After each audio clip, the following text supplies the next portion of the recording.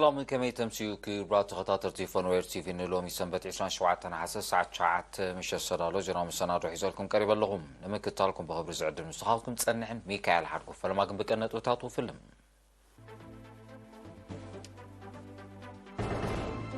هاجراوي محبر تسومان يترام بلسان حمشان عمت مسرتو وابس مرات سنبيلو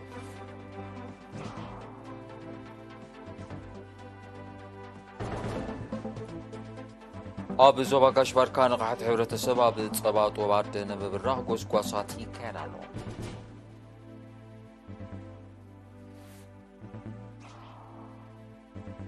اب نو زواتات باتسعن فورون هبو بلاست حوسو زناب اب نبرت قرات اوريلو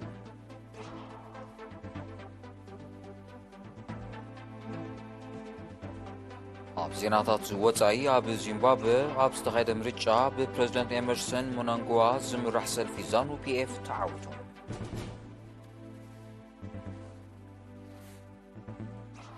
اب جرمن ابال هاجرات نيتون يوكرين زغبرو زلو وتادراو دغف زقاوم سلماو سلف تخايدو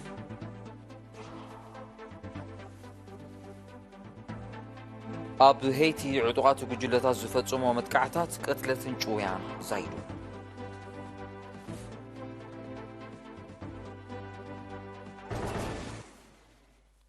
زرزر زينا هاجراوي محبر ጾማን ኤርትራ ጽመት ብንቕሓቲ ሰዓር ብዝብል ቴማ ሚኒስተራትን ላዕሎት ሰበስልጣን መንግስትን ኣብ ዝረኽብሉ መበል 25 ዓመት ምስረቱ ብ26 ሓሳብ ኣስመራ ጸንቢሎም ኣቦ እምበር ማሕበር ኣቶ ወልደ ሚካኤል ስእለ ሃገራዊ ማሕበር ጾማን ኤርትራ ኣብ ናይ ረብዒ ዘመን ዕድሚኡ ምስ ክብደት ስንክልና ጽመት ዱሩት ዓቕሚ ጸጋ ሰብን ፋይናንሳውን ዋታውን ኣብ ምጥባቕ መሰላት ጾማን ውዳበ ጾማን ንምሕያል ስልጠናታት ኣብ ምሃብ ናይ ስራሕን ትምህርትን ዕድላት ኣብ ምፍጣር ንቕሓት ጾማን ክብ ኣብ ምባል ከምኡውን ዕቤትን ዝርግሕን ቋንቋ ምልክት ኣብ መላ ሃገር ኣብ ምዝርጋሕ ቀዳምነት ሰሪዑ ክሰርሕ ምጽንሑ ገሊጾም ማሕበር ንጾማን ከርብሕን ከማዕብልን ዝኽእል ስትራቴጂካዊ መደባት ንኸማዕብልን ክዕብን ጥጡሕ ባይታ ንዝፈጠረሉ ህዝብን መንግስትን ድማ ኣመስጊኖም ኣብ ሚኒስትሪ ዕዮን ማሕበራዊ ድሕነትን ዋና ዳይሬክተር ክፍሊ ማሕበራዊ ድሕነት ኣቶ ምሕረታዊ ፍሳሐ ቦገኑ ጾማን ከም ኩሎም ካልኦት ምስንክልና ዝነብሩ ሰባት ኣካልን ጸጋን ሕብረተሰብ ምዃኖም ጠቂሱ ኣብ ኩሉ መርያት ህይወቶም ምዑሩይ ዕድላት ዝረኽብሉ ኩነታት ምጥጣሕካ ሕምረ ስትራቴጂካዊ መትከላት መንግስትን ግንባርን ከም ዝኾነ ኣስሚሩሎ ሃገራዊ ማሕበር ጾማን ኤርትራ በፂሕዎ ዘሎ ደረጃ ከም መንጠር ባይታ ተጠቂሙ ብዙሕ ዝተርፎ ነገራት ከም ዘለዎ ብምግንዛብ ንዝያዳ ውፅኢት ውዳብኡን ሓድነቱን ኣሕይሉ ሽርክነቱ ኣስፊሑ ምስ ዘለናዮ ዘበነ ቴክኖሎጂ ብምጉዓዝ ዓቕምን ክእለትን ኣጥርዩ ድሌታትን ሃንቀውታን ኣባላቱ ክዕዝዝ ተላቢዮም ኣብቲ ዕለት ኣብ ቋንቋ ምልክት ኩነታት መርዓ ጾማን ስርዓትን ኣገባብ ኣመሃራ ንህፃናትን ዓበይትን ጾማን ዘተኮረ ምጽናዕታዊ ወረቓቕቲ ከምኡውን ብተምሃሮ ቋንቋ ምልክትን ጾማንን ስነጥበባዊ መደባት ቀሪቦም ነይሮም ኣብ ሰነ 1998 ዝተመስረተ ሃገራዊ ማሕበር ጾማን ኤርትራ ዛጊድ ብደረጃ ሃገር 4000 ኣባላት ዘለዎ ኮይኑ ኣብ 2001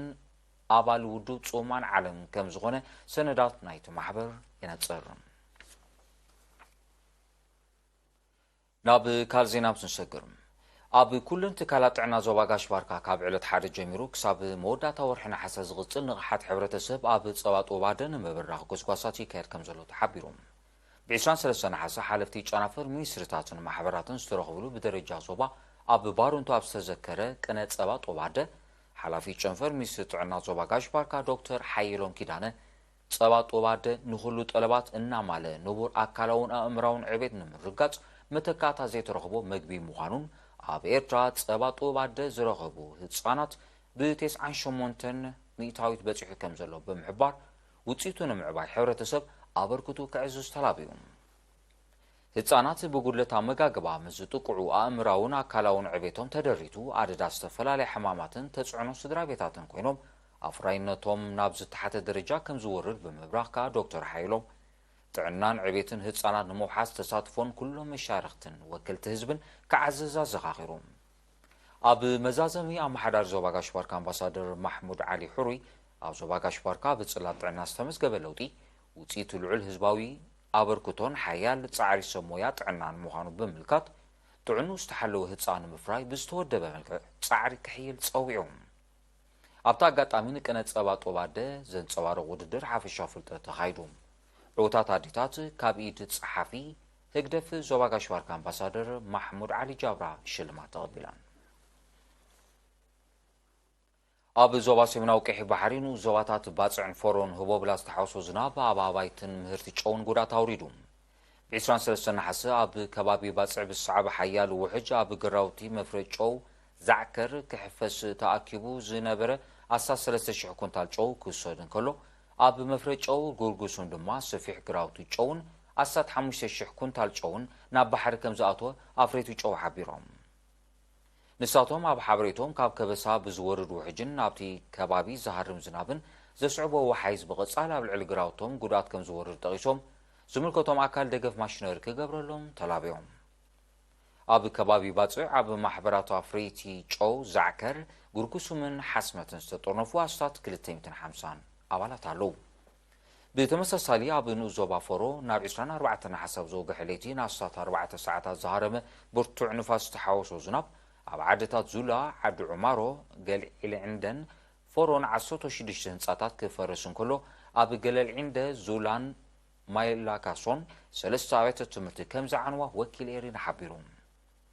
ብተወሳኺ ኣብ ልዕሊ ሓድሽ ዝተሰርሐ መእለይ ውሕጅ ዙላ ኣፍታ ሓድሽን ዓዲ ዑማሮን ዕንወት ወሪዱ ብኻልእ ወገን ኣብ ንዞባ ዓዲ ቀይሕ መምሕዳር ከባቢ ኢግላ ብ22 ናሓሰ ዝሃረመ በረር ዝተሓወሶ ብርቱዕ ዝናብ 31 ጥሪት ብውሕጅ ከም ተወስዳ ኣመሓዳሪት መምሕዳር ከባቢ ኣቶ ኣሕመድ መሐመድ ሓቢሮም ኣብ ንዞባ ዓዲ ኋላ ንወነንቲ ትካላት ወሃብቲ ኣገልግሎት ኣብ መንጎ ስራሕን ሰራሕተኛታትን ክህሉ ዘለዎ ዝምድና ዝምልከት ኣስተምህሮ ብ18 ናሓሳ ኣዳራሽ ዓዲ በጊዕ ተዋሂቡ ኣብ ጨንፈር ሚኒስትሪ ዕዮን ማሕበራዊ ድሕነትን ዞባ ደቡብ ሓላፊ ኣሃዱ ዕዮ ኣቶ ረዘነ ወልደ ኣምላኽ ዕላማ ዕዮ ኣብ መንጎ ሰራሕተኛታትን ኣስራሕትን ሰላማዊ ዝምድናታት ክህሉ ብዝሓይለ ከም ዝሰርዕ ብምሕባር ሓደ ሰራሕተኛ ብውዕል ናይ ክልተ ተዋዓልቲ ፍሉጥ ደሞዝ ክህልዎ ከም ዝግባእ ጠቒሱ ሰራሕተኛን ኣስራሕን ውዕል ምስ ዘፍርሱ ብመሰረት ሕጊ ዕዮ ከም ዝነድዮ ሓቢሩ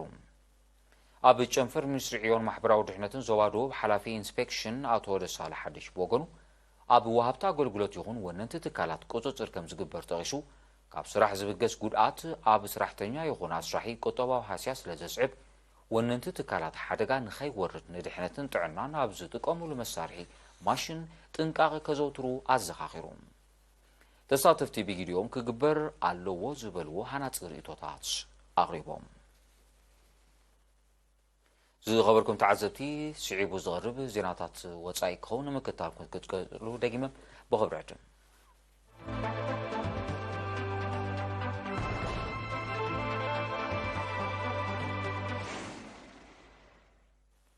ዜናው መሰናዶ ኤርቲቪ ናውፅለይ ክብራት ተዓዘብቲ ስለምክትታልኩም ኣዝየ መስግን ዜና ወፃኢ ብ24 ናሓሳ ብዚምባብዌ ብዝተኻየደ ምርጫ ብፕረዚደንት ኤመርሰን ሞናንጋጓ ዝምራሕ ሰልፊ ዛኑ ፒኤፍ ከም ተዓወተ ኮሚሽን ምርጫት ሃገር ትማል 26 ናሓሰ ብወግዒ ሓቢሮም ኣብቲ ምርጫ ፕረዚደንት ሞናንጋጓ ዝመርሖ ሰልፊ ዛኑ ፒኤፍ 52.6 ሚእታዊ ድምፂ ክረክብ ከሎ ቀንዲ መቐናቐንቲ ሰልፊ ድማ 44 ሚእታዊ ድምፂ ከም ዝረኸበ ኮሚሽን ምርጫት ሃገር ኣፍሊጦም በዚ ውፅኢት እዚ ድማ ወዲ 80 ዓመት ፕረዚደንት ሞናንጋጓ ንካልኣይ እብረ ናይ 5 ዓመት ነታ ሃገር ክምርሕ እዩ ፕረዚደንት ሞናንጋጓ ኣብ 2017 ኣብታ ሃገር ድሕሪ ዝተለዓለ ህዝባዊ ናዕቢ ንፕረዚደንት ሮበርት ሙጋበ ተኪኡ ናብ ስልጣን ከም ዝመፀ ይግለጽ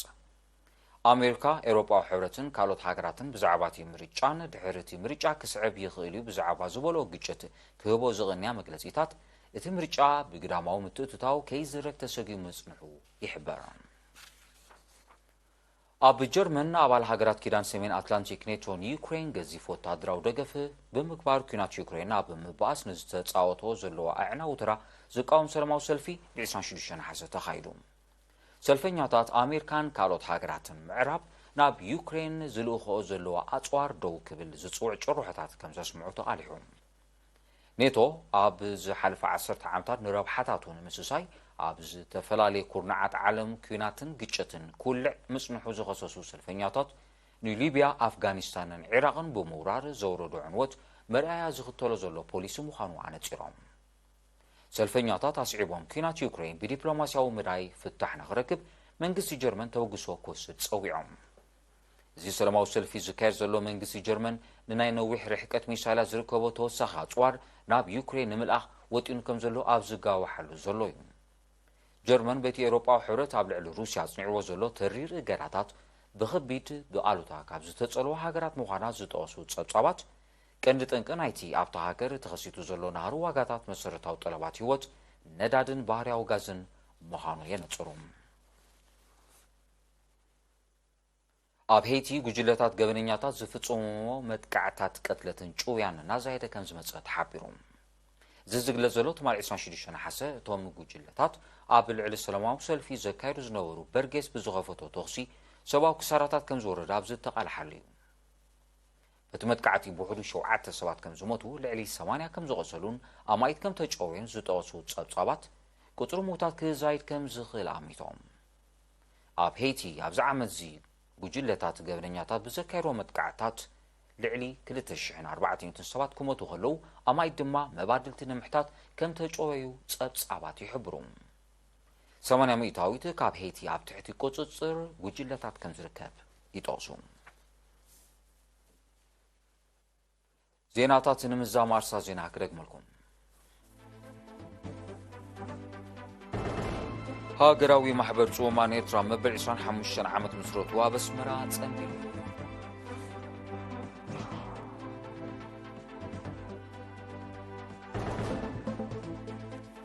ኣብ ዞባ ጋሽባርካ ንቕሓት ሕብረተሰብ ኣብ ጸባ ጡባደ ንብብራኽ ጎስጓሳት ይካየድ ኣሎ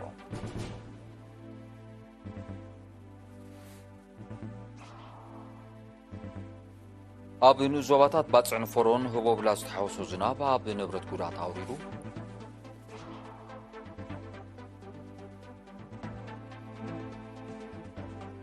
ኣብ ዜናታት ወጻኢ ኣብ ዚምባብዌ ኣብ ዝተኻየደ ምርጫ ብፕሬዝደንት ኤመርሰን ሞናንጋጓ ዝምራሕ ሰልፊ ዛኑ ፒኤፍ ተዓዊቱ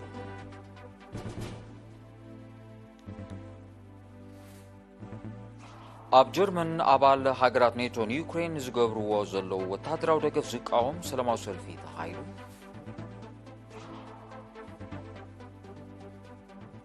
ኣብ ሄይቲ ዕጡቓት ጉጅለታት ዝፍጽሞ መጥቃዕታት ቅትለትን ጭውያን ዛይዱ